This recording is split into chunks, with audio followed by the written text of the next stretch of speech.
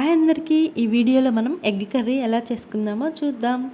Onions, టమాటాలు, మిర్చి, అల్లం చిన్నుల్లిపాయ పేస్ట్ కొంచెం అయితే ప్రిపేర్ చేసి పెట్టుకున్నాను. ఎగ్స్ అయితే ఉడికించి పక్కన పెట్టుకున్నాను అనమాట. బాండి పెట్టుకొని ఆయిల్ వేసుకొని పోపు దినుసులు వేసుకొని మిర్చి, కరివేపాకు, ఆనియన్స్ వేసుకొని మనం కొంచెం సాల్ట్, పసుపు వేసుకొని బాగా మగ్గించుకోవాలన్నమాట. తర్వాత మనం ఎగ్స్కి ఇలాగైతే అంతా పొట్టు తీసుకొని పక్కన పెట్టుకోవాలి. తర్వాత మనం మగ్గించుకుంటున్న ఇందులో టమాటాలు కూడా వేసుకోవాలన్నమాట.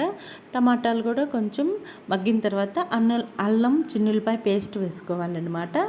ఇది కూడా పచ్చివాసన పోయేంత వరకు మగ్గాక మనం 2 స్పూన్స్ కారం వేసుకోవాలి. ఈ కారం కూడా బాగా మగ్గించుకోవాలి అంతా. తర్వాత మనం ఎగ్స్కి అయితే ఇలా ఘాట్లు పెట్టుకుంటున్నాను చాకుతోటి నేను. తర్వాత ఇందులో మనం కర్రీలో అయితే ఎగ్స్ అనేవి వేసేసుకోవాలండి. కొంచెం ఎగ్స్ బాగా మగ్గేంత వరకు ఇట్లా ఉంచుకోవాలి మూత పెట్టుకొని. మనం ఇందులోకి పౌడర్ ప్రిపేర్ చేసుకుందాం. మసాలా పౌడర్, ధనియాలు, జీలకర్ర, దాల్చిన చెక్క, లవంగాలు, ఎండు కొబ్బరి అయితే ప్రిపేర్ చేసుకున్నాను అనమాట. అది పౌడర్ మిక్సీ వేసుకొని పక్కన పెట్టుకోవాలి. నేను చిన్న నిమ్మకాయ సైజ్ అంతా చింతపండు అయితే కొంచెం నానబెట్టుకొని అక్కడ పెట్టుకున్నాను. ఒక ఎగ్గుకి అయితే గుండు పగిలింది, చూశారు కదా మీరు.